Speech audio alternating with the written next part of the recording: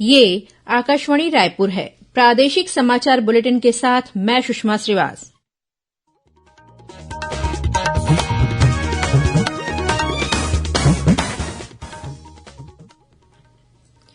और अब पेश है आज के मुख्य समाचार। राज्य सरकार ने चंदखुरी, गिरौदपुरी और सोनाखान का नाम बदलने का लिया निर्णय। सरगुजा संभाग के 3 जिलों बलरामपुर, जशपुर और सरगुजा में सूखे की स्थिति के मद्देनजर मुख्यमंत्री ने संबंधित विभाग को नजरी आकलन करने के दिए निर्देश। प्रदेश के सभी आंगनबाड़ी केन्द्रों में आज से शुरू हुआ वजन त्यौहार। बच्चों में कुपोषण का स्तर जांचने वजन और ऊंचाई नापी जाएगी। और कॉमनवेल्थ गेम्स में छत्तीसगढ़ की बैडमिंटन खिलाड़ी आकर्षि कश्यप का शानदार प्रदर्शन जारी।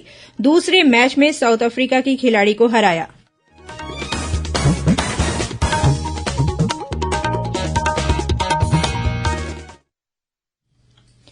अब समाचार विस्तार से। राज्य सरकार ने चंदखुरी, गिरौदपुरी और सोनाखान का नाम बदलने का निर्णय लिया है। इसके लिए मुख्यमंत्री भूपेश बघेल ने संबंधित विभाग को आवश्यक कार्रवाई करने के निर्देश दिए हैं। जनप्रतिनिधियों और स्थानीय लोगों की मांग पर चंदखुरी का नया नाम कौशल्या धाम चंदखुरी, गिरौदपुरी का बाबा गुरु घासीदास धाम गिरौदपुरी और सोनाखान का नया नाम शहीद वीर नारायण सिंह धाम सोनाखान रखा जाएगा। राज्य सरकार द्वारा जल्द ही राजपत्र में इन तीनों स्थानों के नए नामकरण संबंधी अधिसूचना का प्रकाशन किया जाएगा। सरगुजा संभाग के 3 जिलों में सूखे की स्थिति के मद्देनजर मुख्यमंत्री भूपेश बघेल ने संबंधित विभाग को नजरी आकलन करने के निर्देश दिए हैं। श्री मुख्य सचिव अमिताभ जैन को कलेक्टरों से बात कर स्थिति पर नजर रखने कहा है। गौरतलब है कि कांग्रेस विधायक बृहस्पत सिंह और चिंतामणि महाराज ने मुख्यमंत्री को पत्र लिखकर सरगुजा संभाग के बलरामपुर, जशपुर और सरगुजा जिलों को सूखाग्रस्त घोषित कर राहत कार्य शुरू करने और किसानों को फसल मुआवजा देने की मांग की थी। केंद्र सरकार ने कहा है कि केंद्रीय विद्यालयों में प्रवेश के लिए पहले ही कूपन व्यवस्था के स्थान पर अन्य योजना लाने का कोई विचार नहीं है। केंद्रीय शिक्षा मंत्री धर्मेंद्र प्रधान ने लोकसभा में बताया कि सरकार ने केंद्रीय विद्यालयों में दाखिला की प्रक्रिया को पारदर्शी और सुगम बनाने के लिए कई कदम उठाए हैं। श्री प्रधान ने कहा कि केंद्रीय विद्यालय एक प्रतिष्ठित संस्था है और इसकी स्थापना केंद्र सरकार के कर्मचारियों, रक्षा, अर्धसैनिक बलों, केंद्रीय स्वायत्तशासी संस्थानों सहित केंद्रीय सार्वजनिक उपक्रमों के कर्मचारियों के बच्चों के लिए की गई है, जिनका देश के विभिन्न स्थानों पर स्थानांतरण होता रहता है। भारत निर्वाचन आयोग से प्राप्त निर्देशानुसार प्रदेश में मतदाता सूची के उचित प्रबंधन के लिए आधार नंबर के साथ वोटर आईडी को लिंक करने की तैयारी की जा रही है। इसी कड़ी में दुर्ग जिले में मतदाताओं से आधार क्रमांक एकत्र करने के लिए कार्यक्रम प्रारंभ किया जा रहा है। आधार नंबर एकत्रित करने के लिए विशेष शिविर भी आयोजित किए जाएंगे। मतदाताओं से प्राप्त आधार की जानकारी सुरक्षित रखी जाएगी। इसे किसी भी स्थिति में सार्वजनिक नहीं किया जाएगा। गौरतलब है कि आधार संख्या एकत्र करना मतदाताओं की ओर से स्वैच्छिक है। इसके लिए आवेदन आयोग की वेबसाइट पर भी उपलब्ध है। बच्चों में कुपोषण का स्तर जांचने और सुपोषण के प्रति समुदाय को जागरूक करने के लिए आज से प्रदेश के सभी आंगनबाड़ी केन्द्रों में वजन त्यौहार शुरू किया गया। इस अवसर पर स्थानीय जनप्रतिनिधियों और पालकों की उपस्थिति में आंगनबाड़ियों में बच्चों का वजन और ऊंचाई ली गई। इसके आधार पर बच्चों के पोषण स्तर का निर्धारण होगा। आज से शुरू हुए वजन त्यौहार का आयोजन 13 अगस्त तक किया जाएगा। इस सिलसिले में महिला और बाल विकास मंत्री अनिला भेड़िया ने वजन त्यौहार पर सभी अभिभावकों से आंगनबाड़ी केन्द्रों में अपने बच्चों का वजन कराने की अपील की है। उन्होंने कहा कि बच्चों के सुपोषण के लिए उनके वजन की जानकारी होना आवश्यक है। आज से विश्व स्तनपान सप्ताह मनाया जा रहा है।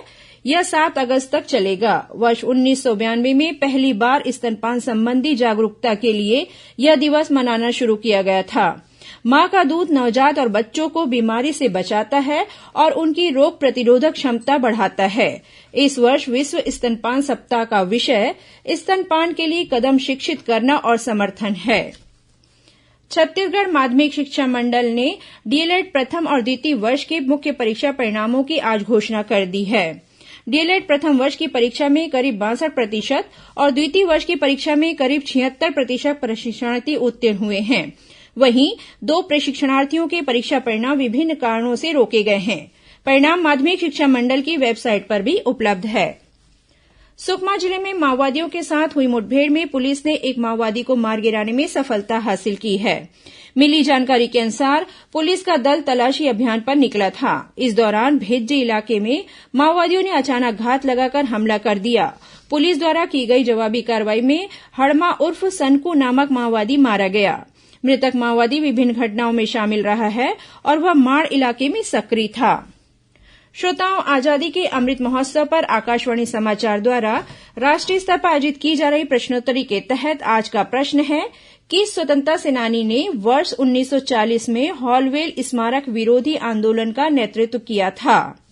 श्रोता अपने उत्तर व्हाट्सएप ऐप नंबर 8826546262 पर या ईमेल आईडी amritmahotsav@प्रसारभारती.gov.in पर भेज सकते हैं।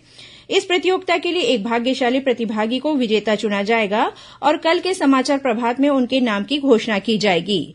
विजेता को ई प्रमाण पत्र और सांकेतिक पुरस्कार दिया जाएगा। प्रादेशिक समाचार आप आकाशवाणी रायपुर से सुन रहे हैं।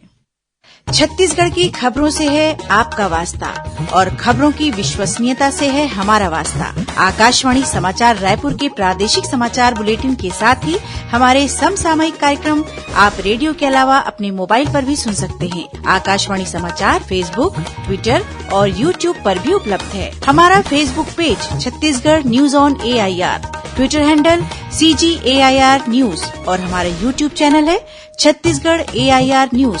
तो अब रेडियो के साथ ही आपके मोबाइल के जरिए भी हम पहुंच रहे हैं आप तक। छत्तीसगढ़ की हर खबर के लिए सुनते रहिए आकाशवाणी समाचार।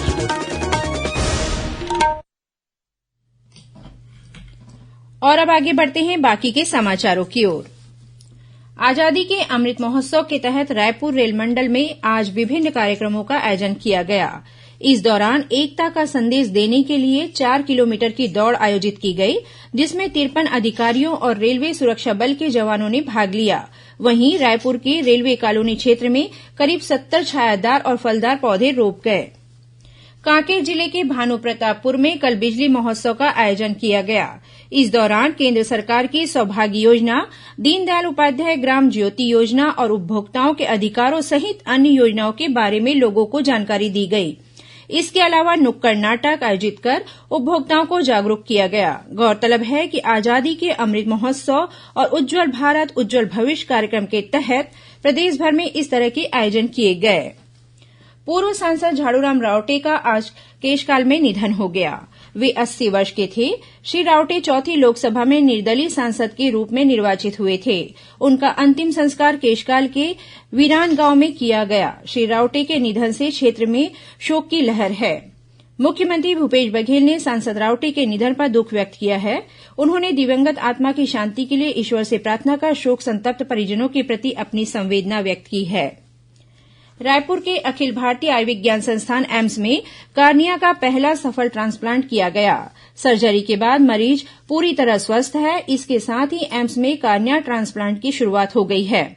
अभी भी 30 से अधिक मरीजों को कार्निया दान देने वालों का इंतजार है, जिससे उनकी आंखों की रोशनी वापस लौट सके। एम्स के निदेशक डॉक्टर नितिन एम नागरकर ने बताया कि आयुष्मान भारत योजना के तहत श्रमिक मरीज का कार्निया ट्रांसप्लांट पूरी तरह निःशुल्क रहा। वहीं कार्निया ट्रांसप्लांट की नोडल अधिकारी डॉक्टर विद्या साहू ने बताया कि किसी भी सामान्य व्यक्ति की मृत्यु के बाद 6 घंटे तक नेत्रदान किया जा सकता है। कार्निया दान करने की सारी प्रक्रिया एम्स की टीम द्वारा संपन्न कराई जाएगी। कॉमनवेल्थ गेम्स में छत्तीसगढ़ की बैडमिंटन खिलाड़ी आकर्षि कश्यप का शानदार प्रदर्शन जारी है। अपने दूसरे मैच में आकर्षि ने साउथ अफ्रीका की योनिता शॉल्टज को 21-11 और 21-16 से हराकर टीम को सेमीफाइनल में पहुंचा दिया। बीती रात हुए इस मैच में आकर्षि ने अपने चिर परिचित अंदाज में आक्रामक खेल का प्रदर्शन किया।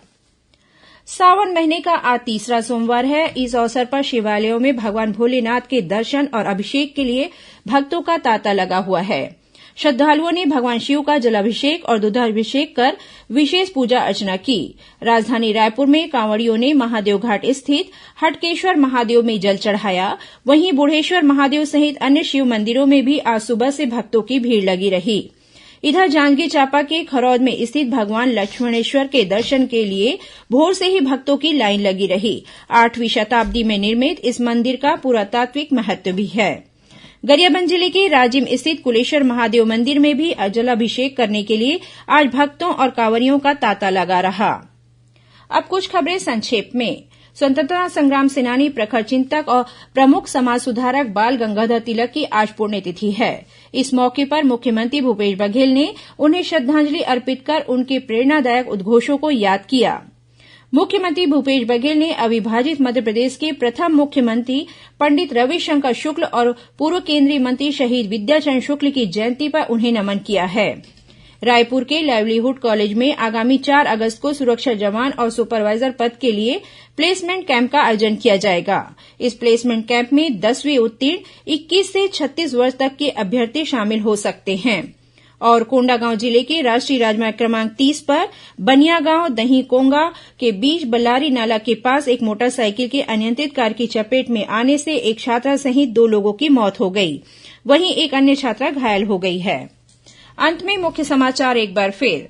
राज्य सरकार ने चंदखुरी, गिरौदपुरी और सोनाखान का नाम बदलने का लिया निर्णय। सरगुजा संभाग के 3 जिलों बलरामपुर, जशपुर और सरगुजा में सूखे की स्थिति के मद्देनजर मुख्यमंत्री ने संबंधित विभाग को नजरी आकलन करने के दिए निर्देश। प्रदेश के सभी आंगनबाड़ी केंद्रों में आज से शुरू हुआ वजन त्यौहार। बच्चों में कुपोषण का स्तर जांचने वजन और ऊंचाई नापी जाएगी। और कॉमनवेल्थ गेम्स में छत्तीसगढ़ की बैडमिंटन खिलाड़ी आकर्षि कश्यप का शानदार प्रदर्शन जारी। दूसरे मैच में साउथ अफ्रीका की खिलाड़ी को हराया। इसी के साथ प्रादेशिक समाचार बुलेटिन समाप्त हुआ। नमस्कार।